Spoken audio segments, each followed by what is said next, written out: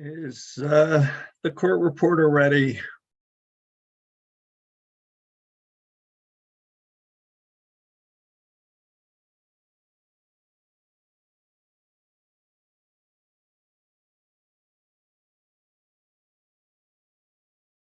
Well, we'll assume this is being recorded.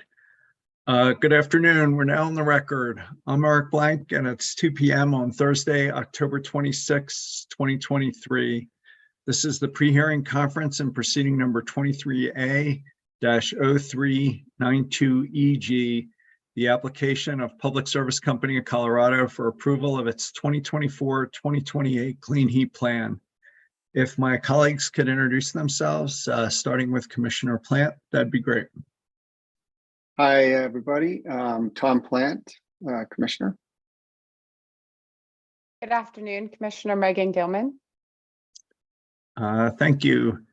By decision C23-0717, the Commission scheduled this pre-hearing conference as well as set expedited deadlines for answer and rebuttal testimony to facilitate a short evidentiary hearing on December 5th and 6th in this proceeding.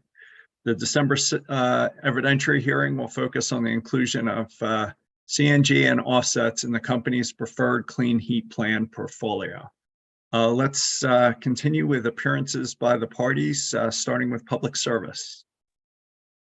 Good morning, good afternoon, Mr. Commission Chairman, Commissioners. Matthew Larson, Wilkinson Barker Nauer LLP on behalf of Public Service. Also want to enter the appearance of Tana Samar Pacheco and Christopher Irby. Needs a little work, Mr. Larson. Could be Used smoother. to the mornings, Mr. Chair. City of Boulder. Lucas Markley, Assistant City Attorney for the City of Boulder. City of Pueblo. Good afternoon, Mr. Chairman, Commissioners. Mark Davidson of law firm Fairfield and Woods, appearing on behalf of the City of Pueblo. County of Pueblo. Good afternoon, Mr. Chairman and Commissioners. Francis Concilia on behalf of the County of Pueblo, and I'm also representing the Pipe Fitters Union. Thank you. Colorado Energy Consumers. Good afternoon, Austin Rushoff on behalf of Colorado Energy Consumers. Holy Cross Electric Association. Black Hills, Colorado Gas. NRDC.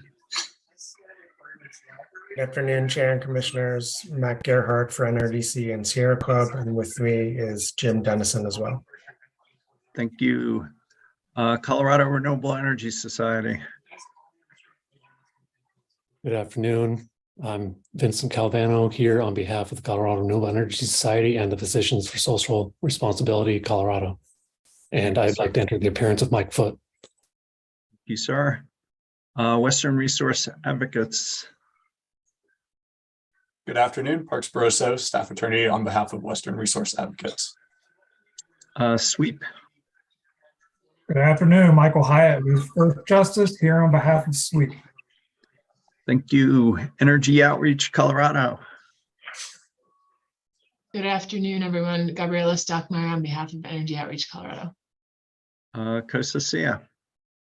Good afternoon, Mr. Chair and Commissioners. Ellen Howard Kutzer on behalf of the Colorado Solar and Storage Association. I'd also like to enter the appearance of Jake Schlesinger with the law firm of Keys and Fox. Thanks.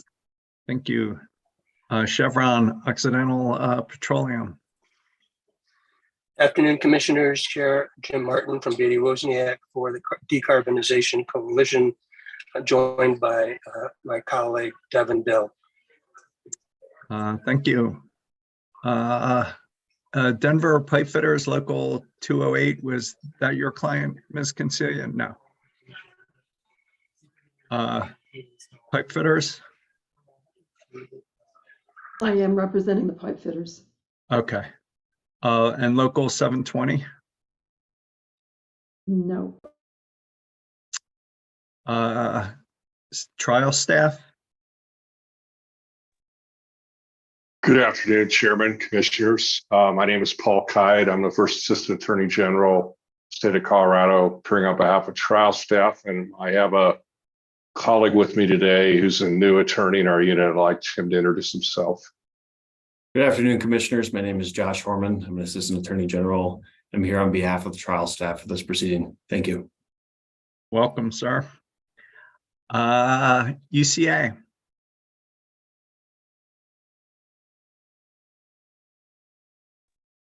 Mr. Dixon. Good afternoon, Kate Crampton, Assistant Attorney General on behalf of UCA, and I'm here with my colleague, Tom Dixon. Welcome. CEO and maybe the Air Pollution Control Division.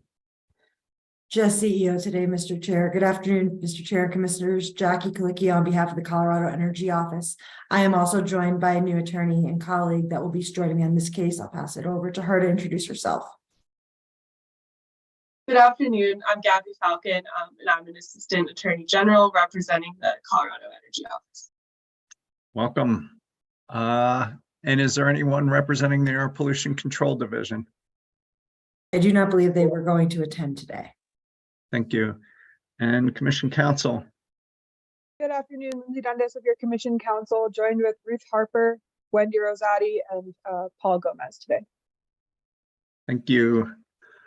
So I guess the purpose of the pre-hearing conference today is to address 3 procedural matters related to the December hearing. First, we'd like to confirm the date set by decision number C23A-0392EG. Additional direct testimony, if necessary, is due October 27th. Answer testimony is due November 10th. Rebuttal and cross-answer testimony is due November 17th. Witness list and cross-examination matrix are due November 30th. And the hearing is November 5th and 6th. And I just maybe start with you, Mr. Larson, but turn it over to the parties. Suggested changes, requested changes. Does this work? Yeah, thank you, Mr. Chair.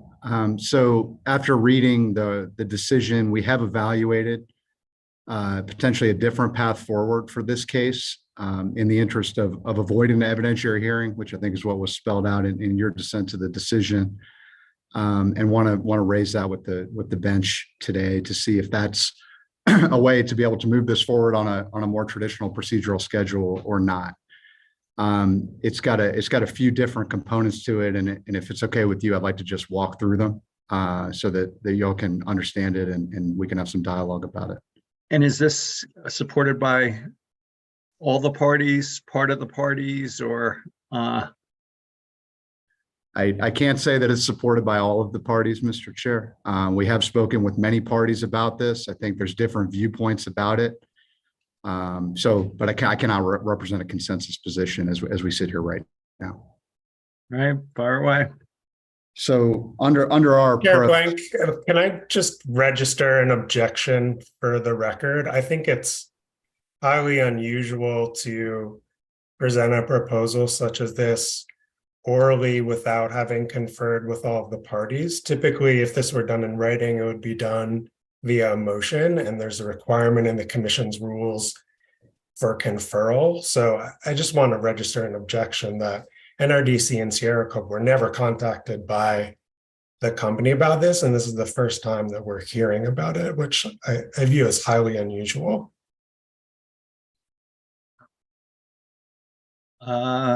Ms. Dundas, I guess we were expecting this to go a little easier without any written pleadings. Any advice how to proceed? That's up to you, Chair. I mean, you can have Mr. Larson read his proposal out loud and then require him to file it written, or if you think that there's something that the parties could confer on after Mr. Larson is done reading his proposal today, we could give them time for that through this pre-hearing conference. But I would definitely note the objection for the record before you do anything. Ms. McDonald.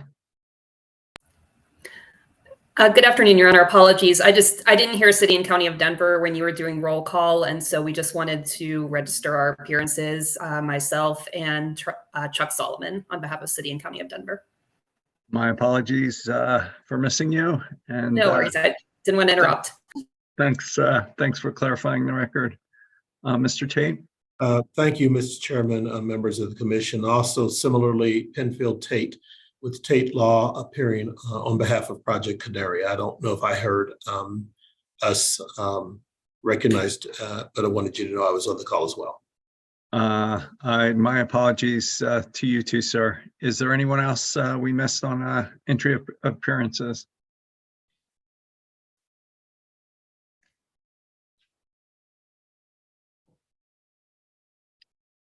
I'll just check with my colleagues, Commissioner Plan, Commissioner Gilman. Any reaction? I think that what the council has suggested is to have the oral presentation and then request it in writing so that we can follow regular procedure that way. And Commissioner Platt, sorry, just to clarify, I think that's an option, but I also think oral motions are allowed under our procedural rules. So if you do want to consider what the company, or if you want to at least hear out the company, that's certainly an option and something we could vote on today. Yeah. All right. Let's we'll hear you out, Mr. Larson. If you could make an oral motion, your oral motion, that'd be great. Thank you, Mr. Chair. So the components of an alternative approach that we were considering and have had discussed with some of the parties to this case consists of the following. So the cost target proposal would remain unchanged. The emissions target proposal would remain unchanged. The high electrification portfolio would remain unchanged. With regard to our Clean Heat Plus portfolio, we would remove the offsets from that portfolio. It's potential that the company could file for those at some point in the future. It would be outside of this case. And then with regard to the certified natural gas, we would keep it as part of this case and part of the company's proposal. However, we would remove the emissions from the accounting for clean heat purposes and allow that CNG procurement to be considered alongside with the different clean heat resource proposals and portfolios that the company's presented as part of its direct case. If we're going to move forward with that, it would require a minor change to the CNG cost recovery proposal under our direct case. That was under both the GCA and the clean heat support gas adjustment. We would shift our proposal so that the CNG would only be for GCA recovery purposes. And then the market transformation initiatives would remain unchanged. And then with that approach, we would modify the Clean Heat Plus portfolio in that way, and then advance it forward. And this entire case could go to one hearing at the conclusion of the case, consistent with on a time schedule, based on the commissioner's availability sometime next year. So in part, trying to address, what we heard and saw in the decision, also try to make this case move forward efficiently, but also allow for the consideration of the certified natural gas component of it within this overall plan. From an efficiency perspective, we think that's better than having it being filed for separately and adjudicated separately. So those are really the key components. It would be a restrictive amendment to our application, would not require renoticing. To the extent that leave is required to file that restrictive amendment, we would orally ask for that leave now, if this is an approach that the commission believes we should pursue. Mr. Gerhard, understanding that this is hitting Ms. McDonald, Mr. Gerhard, I guess let's do this in a structured way. If people could raise their hands on the Zoom feature, and we'll just go down the list. Ms. McDonald. Thank you, Chairman. I just wanted to say for the record that the City and County of Denver we did not receive any notice of this, and so we did not have a conferral on this topic. This is the first time we are hearing of it. Us too. Mr. Gerhard. Sure. So with the same caveat that since this is the first time I'm hearing of it, I haven't been able to confer with my clients, which I think one, I'll renew the objection that I think it's improper to consider this right now, given that parties are being asked to respond to it on the fly on a critical issue. So I think this is procedurally inappropriate. Substantively, I think it fails to address what I heard the commissioners say was the reason for the hearing, which is to make a legal conclusion for both this proceeding and for the benefit of the impending applications from other utilities as to the legality of CNG and offsets in a clean heat plan application. So it's not clear to me how the company's proposal addresses that. It seems to defer offsets possibly to some future proceeding and seems to retain CNG in this proceeding. And so I don't think it would provide the legal clarity for either this proceeding or for other utilities applications. I think we are certainly willing to talk with all of the parties about how we could avoid the hearing in December. And we would be willing to talk about whether there are ways to stipulate to facts about CNG and offsets that could provide the commission with the evidentiary record it needs to resolve this issue. But I think we continue to believe that it's important for the commission to resolve this issue now prior to the merits hearing. Ms. Kutzer? Briefly, Mr. Chairman, COSA was not approached about this proposal prior to today either. I find it to be highly complex and quite difficult to respond to on the fly, so I join in Sierra Club's objection at this time. Thank you. Ms. Crampton? Thank you. UCA was approached and we did have an opportunity to confer.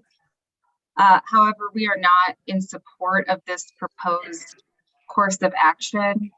As Mr. Gerhardt mentioned at the commissioner's weekly meeting where this hearing was set, part of the rationale for studying this was to get a legal determination on these two technologies and whether they could be part of a clean heat portfolio.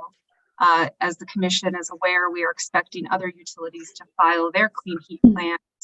And so the timing of this December hearing was related to that need to resolve this issue.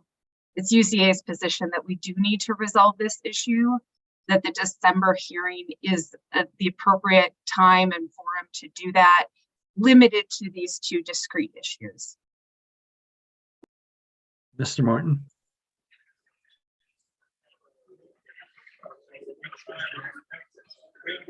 Sorry, Chair, were you calling on me? Yes. I apologize, couldn't hear you.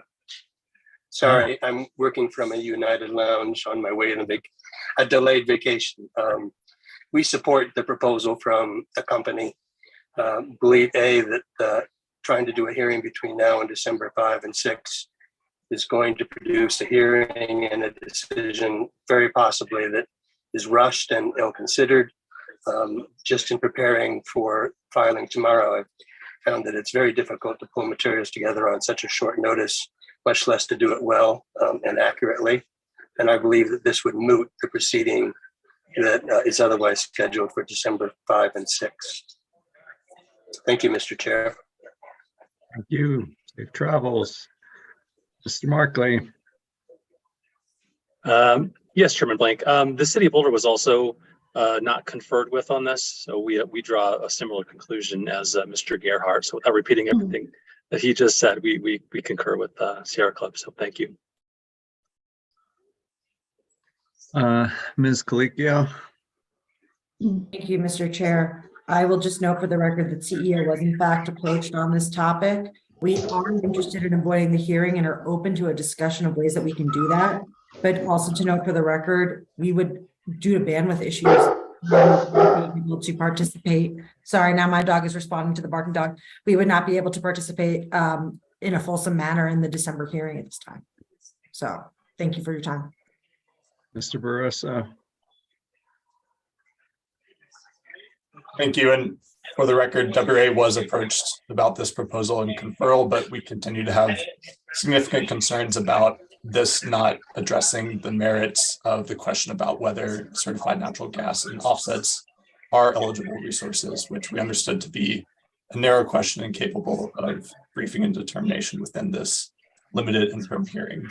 And so for that reason, have concerns with the proposal as presented. Mr. Martin, you might mute. I think we're hearing some background noise. Mr. Hyatt. Thank you, Chairman. SWEEP was also not approached about this until today, until we heard it right here. SWEEP opposes this for the reasons you've heard from several other parties. One thing I would add is I think this approach runs the risk of having the CNG issue, and it sounds like maybe even the offset issue, swamp the main evidentiary hearing. And if those are ineligible resources, we feel it's going to take away from important discussions on the resources that are eligible and the resources we should be talking about in this case.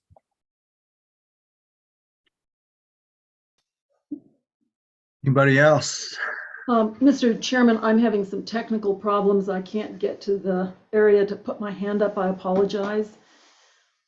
This is Francis Concilia on behalf of the County of Pueblo, as well as the pipe fitters, which actually is local 208. I'm representing 208, but not 720. So I apologize for that. We were approached day before yesterday.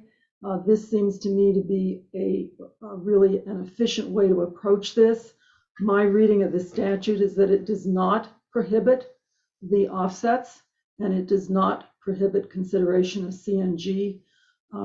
I would ask the commissioners to take into account the fact that small communities such as Pueblo and the pipe fitters cannot really afford to take part in two proceedings. And the way this is set up, there will be two proceedings. And at the end of the day, the three commissioners have a huge amount of authority in determining what's in the public interest and interpreting statutes. And if all we're going to look at is the emissions reduction and the electrification, that really is counterproductive to my community of Pueblo because the electric rates are so high there. There is no beneficial electrification in Pueblo. It's all detrimental electrification. And if the commission's on a path to perhaps decide these things on summary judgment on the basis of the best interests of the County of Pueblo, we would likely move for a summary judgment to have you adopt the cost cap, because that's the only thing that's going to work for the community I represent. So we think this is a good way to go forward. Mr. Tate. Thank you, Mr. Chairman. Similar to Ms. Concilia's representation, Project Canary was contacted about this proposal, and we do support it for many of the reasons that she and Mr. Martin have also articulated. So I'll just stop there because I know a number of other folks need to provide their input. Mr. Davidson. Thank you, Mr. Chairman. On behalf of the City of Pueblo, we would support the company's proposal. We did have a conversation. I did have a conversation with Mr. Larson about this in advance of today's pre-hearing conference, and we agree with the company's approach to try to streamline this effort by eliminating the consideration of the offsets, but including CNG in the conversation. Thank you. Ms. McDonald. And sorry, Chairman, we had noted the lack of conferral at the beginning, but I just wanted to note Denver joins in the objection noted by other parties for the same reasons. I won't reiterate all those, but we believe these issues should be decided at the outset. Mr. Calvano. Yes, I just wanted to follow up and let you know that CRES and PSR Colorado fall into the camp of the objection by stated by Matt Gerhardt and others. We were also not approached by the company before today. Thanks. Mr. Larson. Yeah, thank you, Mr. Chair. So we approached as many parties as we could as we try to develop a different, Mr. Kide, do you have your hand up? Mr. Kide, do you want to jump in before Mr. Larson or? Thank you, Mr. Chairman. I was a little slow with the button there. From staff's perspective, Mr. Larson did approach staff and go through the proposal with us. Staff is intrigued by the proposal by the company. We're studying it. We have not yet articulated a position on it. I think that we're neutral on the proposal at this very moment. A few suggestions here, if I may. I think the criticism that I'm hearing is that Mr. Larson has sprung this upon parties, perhaps unexpectedly. I think from staff's perspective, we would be would like a chance to review the proposal in writing by the company. So perhaps there's a way that the company can quickly do that and file it, and maybe we can all have a better opportunity to evaluate our positions. The other thing I wanted to say, Mr. Chairman and Commissioners, is from staff's perspective, there's a serious concern about the pace of this procedural schedule that's been put forth by the commission, this decision. We have very little time to turn around, answer testimony, and prepare for hearing. And as you all know, the commission's calendar is chock full of hearings through into the month of December. And that's just the cases that you all see. There's cases that we have before the ALJs, other proceedings, other filings, other answer testimony. We're concerned that staff wants to give the commission the robust analysis that I hope the commission has come to expect from staff. But staff only has so much time in a day. And we're really concerned by the way this is set up there might not be an adequate opportunity for staff to fully weigh in. I would urge the commission, whatever route it chooses, to stick with the traditional 250-day procedural approach.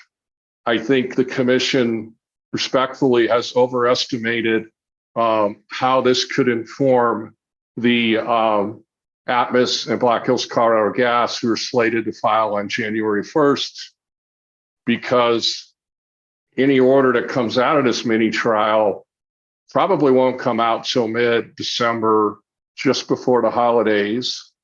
And those companies most likely have already decided what they want to do, and they're going to propose it.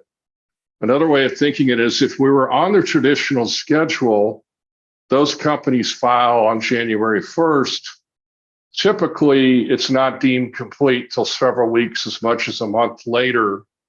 So they very well could be informed what's happening in our proceeding if things play out as they normally would. So I guess staff doesn't see the urgency here, given how much we have to do. I would add just one final point here is, I think what Mr. Larson's saying is that the company's willing to take this issue off the table. And I'm not sure, again, we're neutral on the proposal, but I'm not sure it makes sense to have a trial on something the company's not willing to do. And that's where I'm kind of stuck right here. So I'm sorry to go on so long, but I waited very patiently till I have a chance here. So thank you very much. That's helpful, Mr. Kide. Mr. Larson. Yeah, thank you, Mr. Chair. And I would second what Mr. Kide said about the timing as it relates to other utilities, clean heat plants that I believe are due January 1, 2024. We conferred with as many parties as we could in the time that we had. And my apologies to the extent we didn't get to all of them. But we did, we wanted to put time into trying to find a path forward that could keep this case on an efficient track while still allowing for the evaluation of the certified natural gas within this case. One potential way forward is we could file a motion for leave to file a restrictive amendment tomorrow.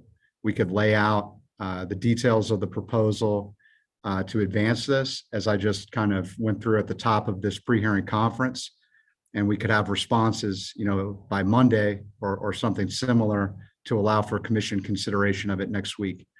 We think there's merit to this.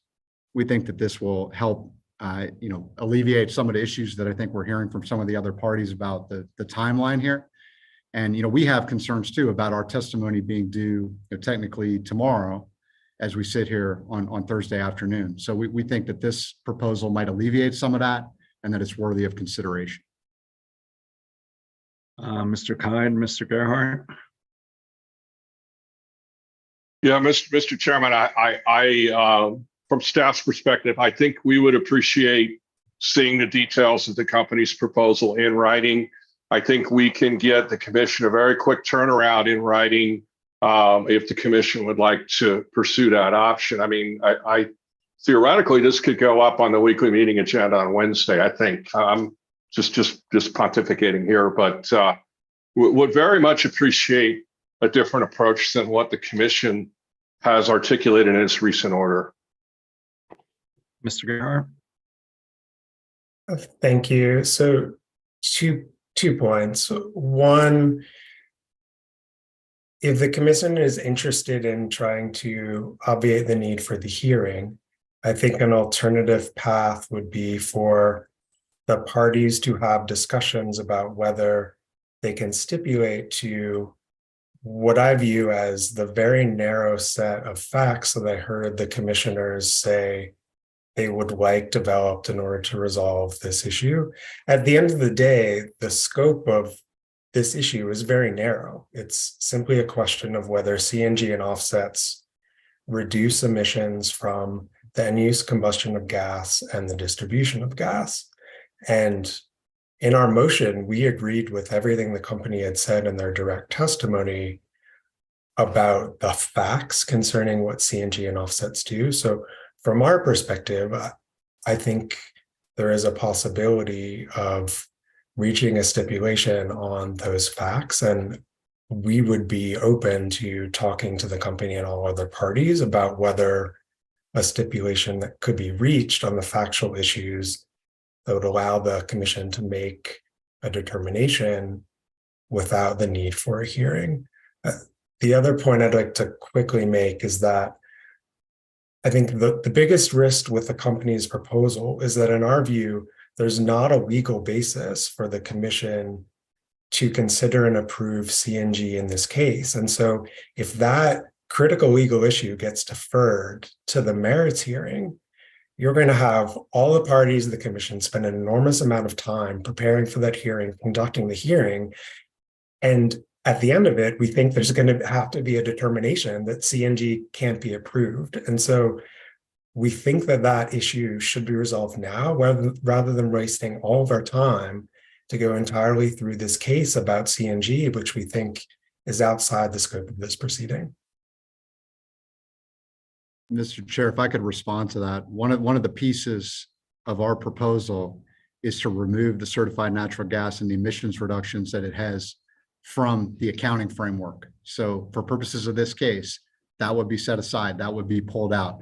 Clean Heat Plus would be shown as the clean heat resources, less the offsets, less the CNG emissions reductions. So I may have a disagreement with Mr. Gerhart in terms of how he's framing this up.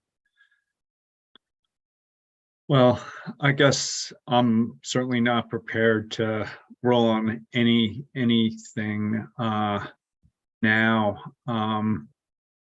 Mr. Larson, any thoughts or responses to Mr. Gerhart's suggestion that the parties confer and see if there is a stipulation that would narrow the issues and frame it up as not a dispute of facts, but a matter of law that could be, maybe obviate the need for a hearing? So I don't know that we agree with Sierra Club on the standard of review and the legal interpretation of Senate Bill 264. And I think that's part of the issue that was in both their motion along with the other movements, as well as our response.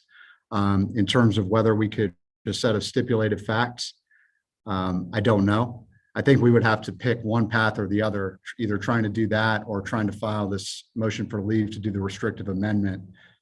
Just given the timelines that we're looking at, I'm not sure that we can necessarily accomplish both.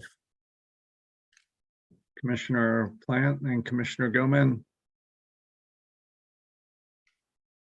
Well, thank you all for your participation, and Mr. Larson for presenting the proposal.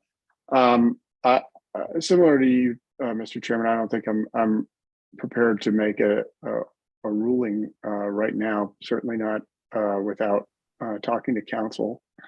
If we wanted to break to have a discussion with council about different options, I think that would be okay. Or if we were to get the filing in writing and get responses and make a determination at next week's meeting. But I don't know what that does to the schedule overall. So to try and understand what those impacts would be to the overall schedule, I think would be important. Commissioner Goman? Yeah, I agree with the commissioner plan. I could probably benefit from taking a break here to confer with council, come back here and, I don't know how long that takes, 20 minutes, 30 minutes, so that we can have time to do that and come back together here. Certainly I'm not prepared to resolve it today, but I think I'd be looking to get a clear idea of what next step we're directing here today.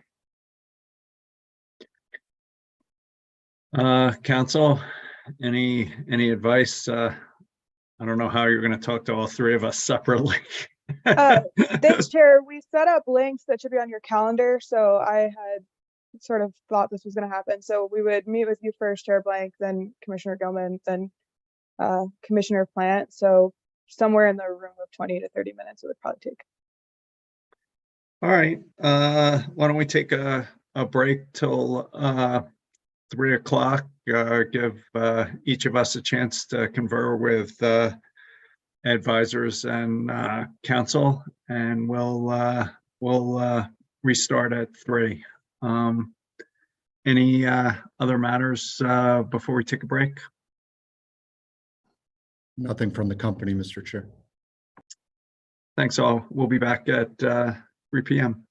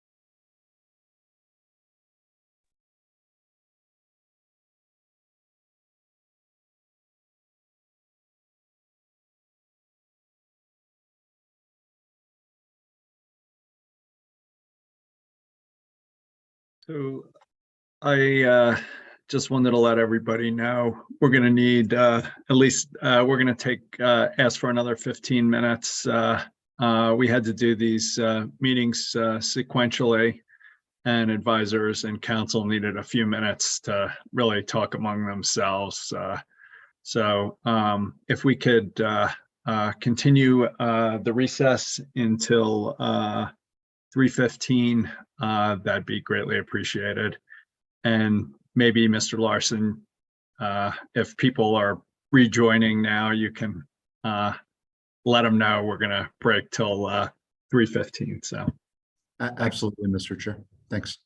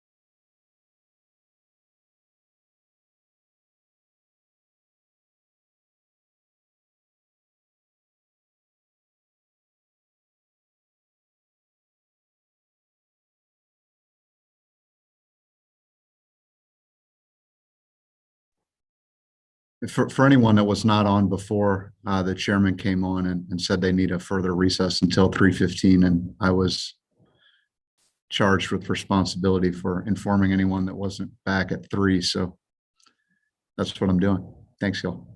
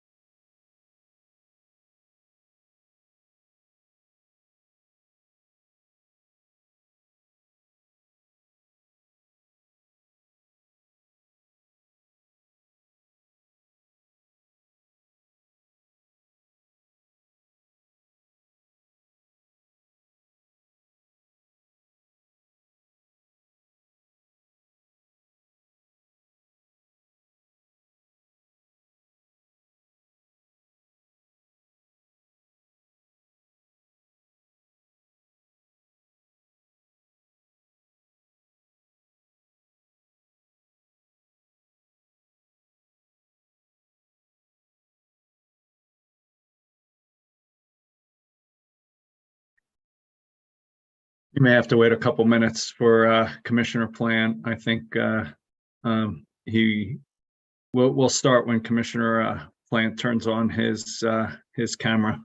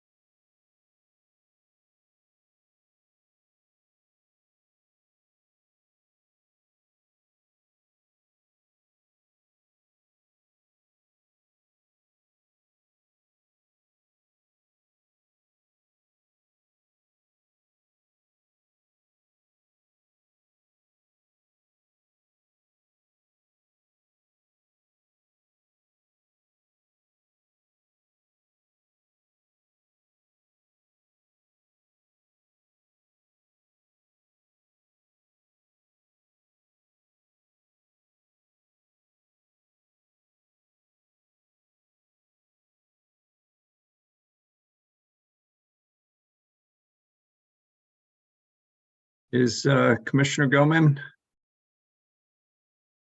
Oh, there you are. Back. Not sure exactly how to proceed. Does council or advisors want to make a recommendation, or would do you like me to proceed? I don't have a recommendation on what to do about You're the on mute still. Can you hear me now, Chair? Oh, maybe it's me on mute. You're good. Go ahead. Okay. Sorry. Thanks, Chair. I don't have a recommendation on how to proceed on the merits, but I think just to recap where we're at, we have an oral motion pending from the company with several objections also noted. Your options, I believe, at the moment would be to accept or reject the oral motion put before you. Also, another option would be to order the company as they propose to file it in written form tomorrow. If you did that, you should also discuss dates for responses to that motion.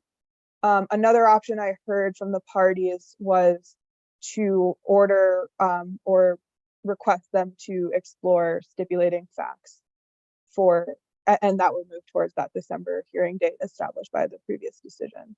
So those are the options I see on the table as of now. And I think that might be enough to tee off your discussion with the commissioners if you want to. All right. Well, I'd probably be leaning towards having a written motion filed tomorrow, but Commissioner Plant, Commissioner Goman, either of you want to jump in?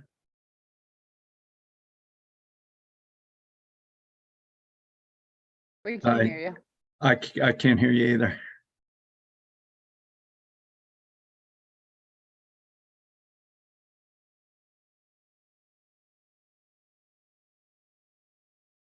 Maybe we'll go to you first, Commissioner. Oh, go ahead, try.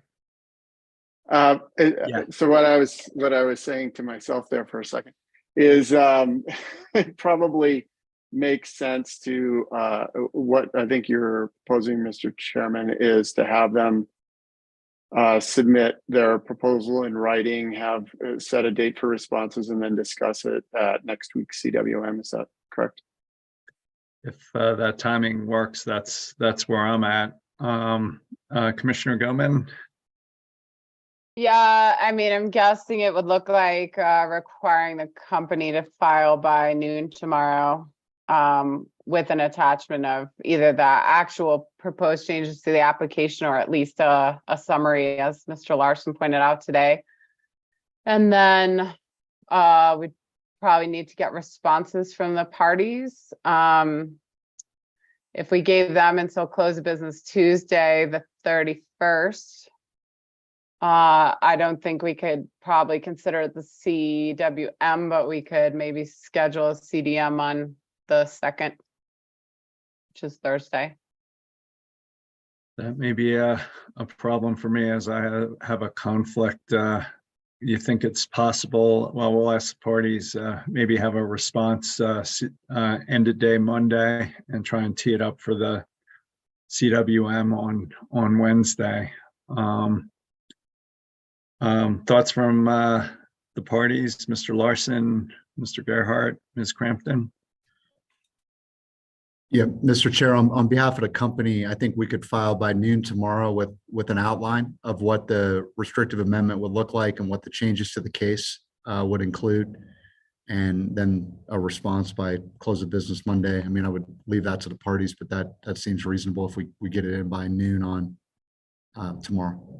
I'm not sure there's a lot about this that is particularly reasonable, but Mr. Gerhart.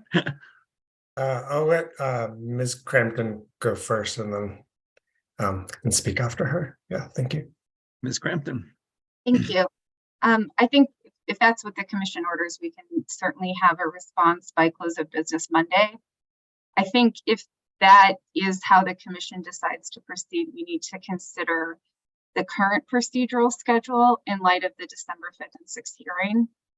What UCA would propose is if this is in fact taken up at the commissioners' weekly meeting next Wednesday, the 1st, to move the current supplemental direct testimony deadline from tomorrow, the 27th, to Friday, November 3rd, move the answer testimony to 2 weeks from that, which would be November 17th, and then provide 1 additional week for rebuttal testimony, which would fall on Friday, November 24th. Given that that's a state holiday and the day after Thanksgiving, I would propose moving that rebuttal testimony deadline until the 27th of November. In that way, that addresses some of the concerns raised, I think, by Mr. Martin, his concern about getting testimony together. That would give everyone an additional week, but that would still provide almost, I think, 10 days before the December 5th and 6th hearing for testimony to be closed. Another thing, I don't know that the commission can order it, but I just offer it as a suggestion, is that parties could potentially coordinate on testimony so that the same topics aren't covered repetitively. I know there's been some discussion amongst the folks that were part of the motion for the original motion for summary judgment about a willingness to coordinate topics of testimony so that there's not duplicative testimony or 7 people writing testimony about the same thing.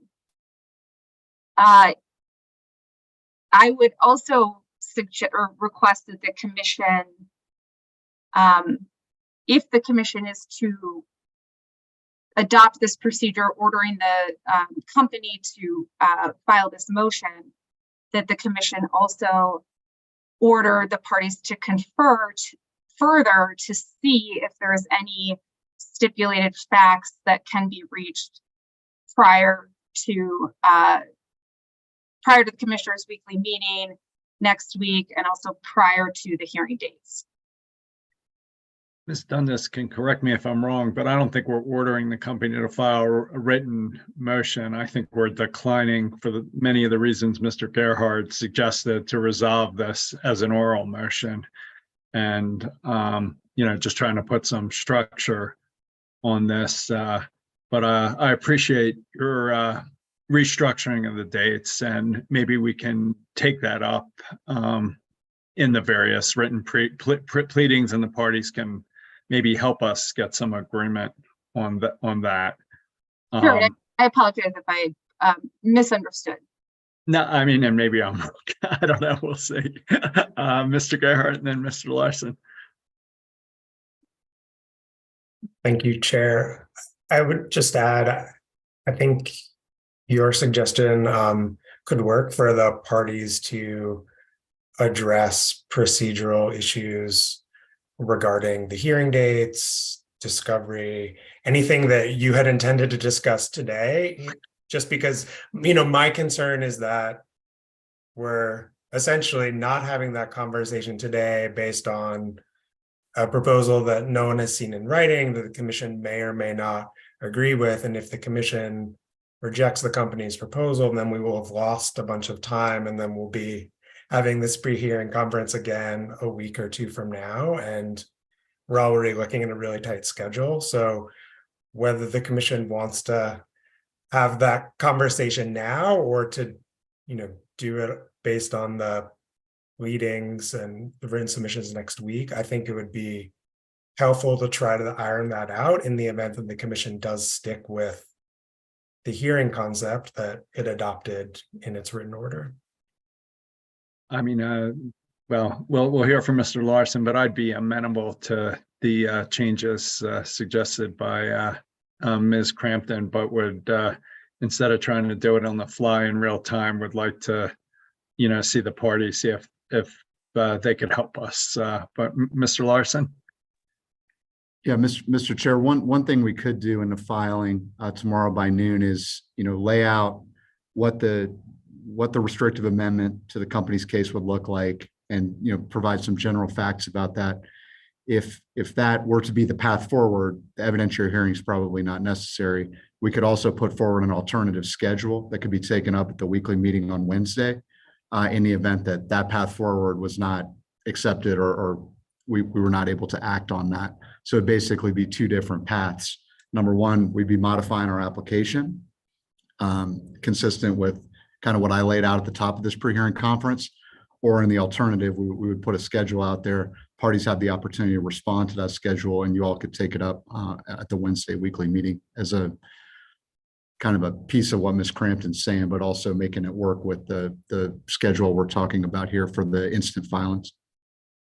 Mr. Gerhardt, does that make sense to you? And then I'll turn to you, Mr. Kine. I think that would be fine. Mr. Kine? Mr. Chairman, Commissioners, I very much favor the approach that Mr. Larson articulated, and we can certainly provide responsive comments by close of business Monday. I've checked with staff on that, so we can do that. Thank you for the opportunity. I would just sort of emphasize again something that Mr. Larson said. I think if I understand the company's proposal correctly, and again, staff's neutral, we want to study it more. If I understand it correctly, the company is taking offsets and CNG off the table, with an exception on the CNG a little bit. But as far as accounting goes, so there's no reason to have a hearing if the commission agrees with that approach. And what I think, if we did proceed to a hearing, if the company's application is accepted, then the commission's in a position where it's issuing an advisory opinion in the case. And I think that puts the commission in a challenging perspective legally, particularly since commission decisions don't set precedents. So I think that'd be a concern, and we can articulate it in our response, of course. But As to the UCA's procedural suggestions, it does provide just a modicum of relief for staff, but I do think, again, I would emphasize the calendar in November and December is extraordinary. I've been doing this over 10 years, the busiest I've ever seen it by far. And I would not want to do a hearing if we don't need to. So thank you, Mr. Chairman, Commissioners. Thank you, Mr. Kide. Ms. Consilia.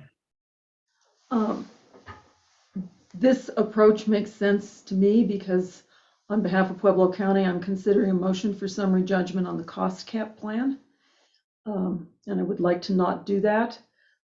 I'm curious, though, as to whether or not Mr. Larson intends to file supplemental direct tomorrow, as well as your notification of your restrictive amendment, or if that's going to be stayed.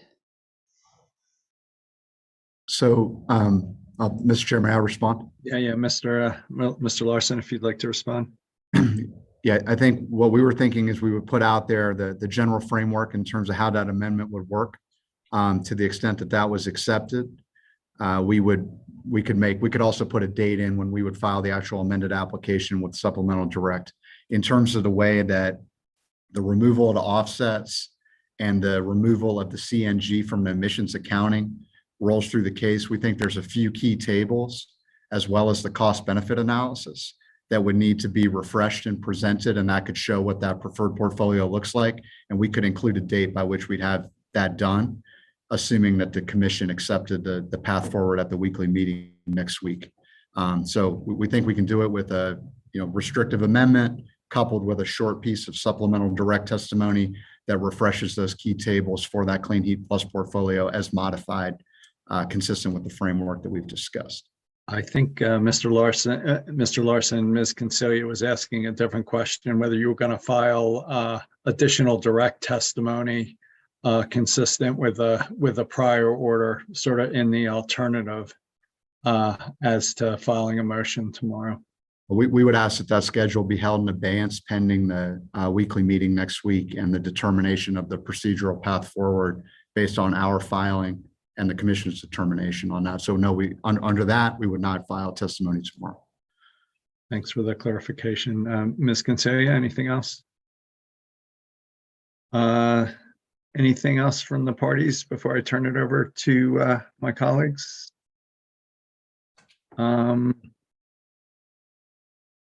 Commissioner, I think there's a path forward. Ms. Dundas, would you like to clarify anything? Yeah, thanks, Chair. Before you begin your deliberations, what I heard for that alternative path that the company will propose tomorrow by noon, a different or revised procedural schedule, assuming we're still moving towards that December 5th and 6th deadline, that would require us to at least vacate that first deadline that's set tomorrow. So that should be part of your decision, your discussion. And then the second thing I wanted to mention was why we were having the pre-hearing conference today was also to discuss discovery parameters moving towards that December 5th and 6th hearing. So if you do vote for what the company has proposed for a filing from them tomorrow and then from everyone else on Monday, that should also address shortened discovery parameters. That's as part of that schedule.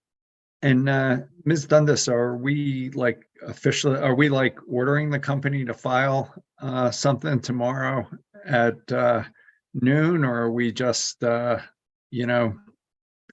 of providing guidance? What exactly are we going to vote on here? That's a good question, Chair. I think you would be ordering, if the company seeks to amend its application, you're not ordering them to amend their application, but you're seeking them to you're ordering them to seek leave to file their amended application by noon tomorrow in comporting with what they've described today.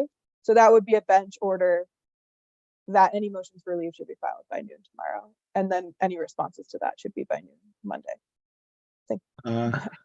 Ms. Crampton, I think, and then so are we, so we're also going to order that as part of that, any modifications to the schedule would be filed at the same time, something like that?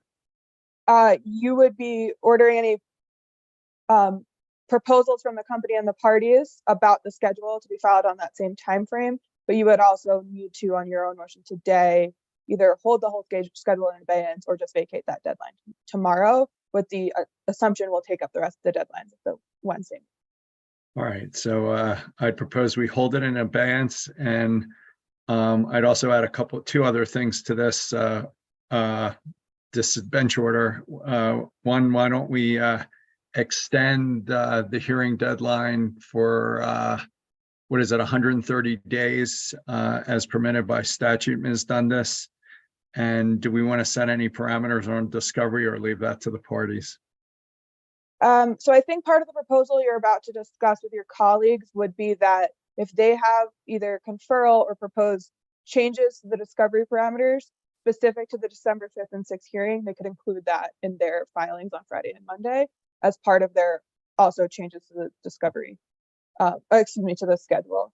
As to the extending the deadline pursuant to 40-6109.5, we could do that today by bench order, or we could just bring that up and put that in whatever written decision comes up on Wednesday. All right, so we'll hold that in abeyance until next week. Commissioner Plant, do you support the bench order as framed up by Ms. Dundas? And I will not attempt to summarize because I'll just make it worse, not better. Yeah, I wouldn't want to do that either. Yes, I do. Commissioner Gilman, thoughts, comments, a vote, wherever you'd like to go. Yeah, I was going to attempt to summarize so I could understand for sure what we were voting on today. Ms. Dundas, I'll need you. So today we would be essentially providing the company an opportunity to file an amendment by noon tomorrow. That amendment would include whatever details they're able to in terms of a summary of their plans to change the application. That I think Mr. Larson would also include the date you think you would have the exhibits and things refreshed by. I would note as much detail as possible is helpful that you have available so the parties can understand what y'all are actually proposing. And then parties would have until close of business Monday. I think you might have said noon at one point, Ms. Dundas, but I was suggesting close of business Monday. To respond to that, we take it up at the CWM. Anything regarding the schedule for this bifurcated hearing would be discussed Wednesday as part of the discussions. What did I miss? Just that the parties will include in their Monday by close of business filing proposals for amending the bifurcating procedural schedule in the event that the commission denies the company's motion for leave to amend its application. Okay, so we get suggestions about what procedural schedule could or would be depending how things go Wednesday from the parties. Okay, I'm okay with that. Thank you. Sorry, there were a lot of parts. I wanted to make sure I understood exactly what we were doing today. Yeah, thanks, Commissioner Gelman. And I think what you added based on what I was just discussing with the chair was that you also expect to see in the company's proposal tomorrow the deadline by which they file supplemental direct supporting the amended application, or at least attempt. Yeah, I kind of understood from Mr. Larson they might be like they understand what work is involved with that and more or less understand when they can do that. Was I wrong, Mr. Larson? I mean, I think that clarity would be helpful so we all understand at what pace this would move at if the motion goes forward. So go ahead, Mr. Larson. Mr. Larson.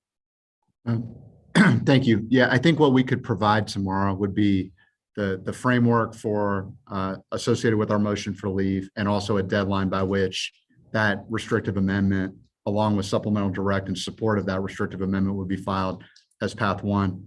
For path two, if the motion for leave were denied, we can provide an alternative schedule for parties to respond to by Monday close of business. So we would have both pathways kind of covered from a dates and next steps perspective via our filing. Okay, that sounds reasonable to me, and I think gives us a good amount of information for the parties to respond to and understand what either pathway would look like, which is helpful. So I would to the extent that's what we were talking about all along in terms of what we're approving, Chairman, I agree. Hopefully you both agree with that list. We'll go back, Commissioner Plant, as modified or perhaps not by Commissioner Gilman. Are you okay with voting for this path forward? Yeah, that's what I understood it to be as well. So, yep. As do I. So I think Ms. Dundas, that's a 3-0 bench order. And I just turn it back to the parties. Any other issues for today? Ms. Stockmeyer. Oops. Good afternoon, commissioners. EOC has not taken a position on the motion or the decision or these issues. And so if a hearing is to be held, we would like to be excused from that hearing. Would you prefer that we file a motion in that regard, or? If I were you, I'd just sit tight and see where this lands and take it from there. But you can consider yourself conditionally excused without filing any additional motions. Okay, appreciate that, Chairman. Thank you very much. Good afternoon. Yep. Anybody else? Mr. Larson? Nothing further from the company here. Mr. Gerhart? Nothing further, Mr. Chair. Anything else? Council, Ms. Dundas, advisors? Thanks to everyone for bearing with us, and we'll look for pleadings and take it further next week. Thanks all. We're You're off adjourned. the record. Thank you. Yeah, we're off the record.